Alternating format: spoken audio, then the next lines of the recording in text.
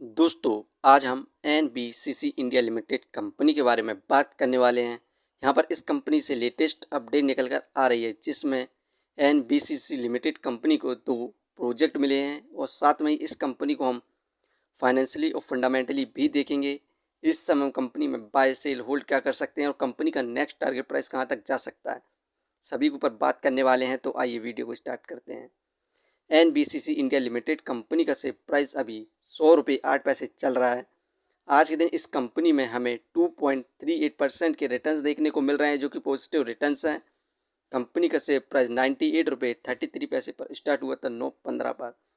6 महीने के अंदर इस कंपनी के द्वारा हमें नेगेटिव रिटर्न्स देखने को मिले 6.95% के। वहीं पर बात करें 5 साल की, तो 5 साल में इस कंपनी के द्वारा हमें शानदार रिटर्न्स देखने को मिले 183.75% के।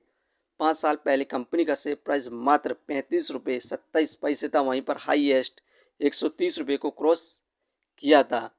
इस कंपनी का जो सपोर्टिंग रेसिस्टेंस था 78 रुपये, इसे टच करने के बाद इस कंपनी में हमें ज़बरदस्त यहाँ पर रिटर्न्स देखने को मिली, तेज़ी देखने को मिली।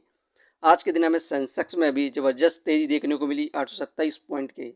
सेंसेक्स 77,515 पॉइंट पर स्टार्ट हुआ था। आज के दिन हमें सेंसेक्स में 1.08% के रिटर्न्स देखने को मिल रहे हैं, जो कि शानदार रिटर्न्स हैं। इस कंपनी से जितनी भी अपडेट निकल कर आ रही है उन सभी को हम देखते हैं। यहाँ पर एनबीसीसी इंडिया लिमिटेड कंपनी को टोटल 132 करोड़ का ऑर्डर मिला है नवोदय विद्यालय समिति और गवर्नमेंट ऑफ उड़ीसा से, और इस ऑर्डर में इस कंपनी को 2 परमानेंट कैंपस बनाने हैं और एडिशनल में इस कंपनी को 21.36 करोड़ का यहाँ पर sport and youth service department बनाना है, जो कि ये कॉन्ट्रैक्ट गवर्नमेंट ऑफ उड़ीसा से मिला है। इसमें इस कंपनी को साथ में ही 200 बेड का कंस्ट्रक्शन करना है स्पोर्ट हॉस्टल इन सलमपुर के लिए। इससे पहले भी इस कंपनी को यहाँ पर सेकंड ऑर्डर मिला था। एनबीसीसी लिमिटेड कंपनी को 4 कंस्ट्रक्शन ऑर्डर 158.95 करोड़ का। इसमें इस कंपनी को यहाँ पर development highlight NBCC ongoing expansion construction project का कार्य करना था, जिसी वजह से हमें इस कंपनी में भी यहाँ पर तेज़ी देखने को मिल रही है। यहीं पर इस कंपनी के हम शेयर होल्डिंग पैटर्न्स की बात करें तो इस कंपनी के अंदर दिसंबर में फिल की इन्वेस्टिंग 5.19% थी। म्यूचुअल फंड की इन्वेस्टिंग दिसंबर में 7.30% थी, जो कि मार्च में घटकर फिल की इन्वेस्टिंग 4.99% बची थी। वहीं पर म्यूचुअल फंड की इन्वेस्टिंग 5.84% बची थी।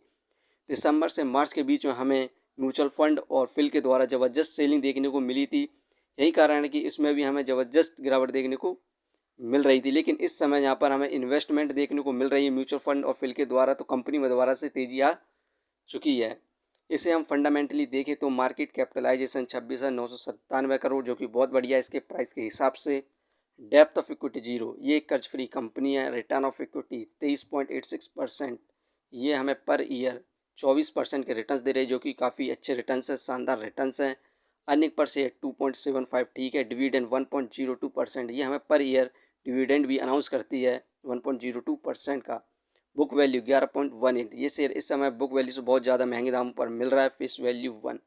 फ्रेंड्स, ये कंपनी फाइनेंशियली भी बहुत और फंडामेंटली भी बहुत बढ़िया है। यहाँ पर इस कंपनी की हम डिविडेंड हिस्ट्री को देखें तो 2025 में इस कंपनी ने हमें 4 बार यहाँ पर डिविडेंड अनाउंस किया था। फरवरी में 0.53 पैसे का डिविडेंड अनाउंस किया था। अगस्त में 21 पैसे का डिविडेंड अनाउंस किया। फिर से इस कंपनी ने अगस्त में ही हमें 14 पैसे का भी डिविडेंड अनाउंस किया था। नवंबर में 21 पैसे का डिविडेंड अनाउंस किया था।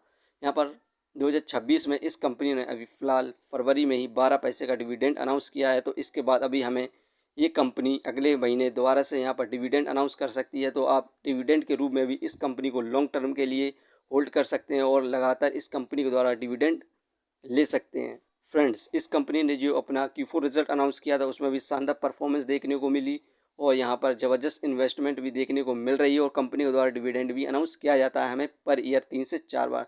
तो आप इस कंपनी को लॉन्ग टर्म के लिए कंसीडर कर सकते हैं और मल्टी वगैरह रिटर्न्स प्राप्त कर सकते हैं। ये वीडियो सिर्फ एजुकेशन पर्पज़ के लिए थी।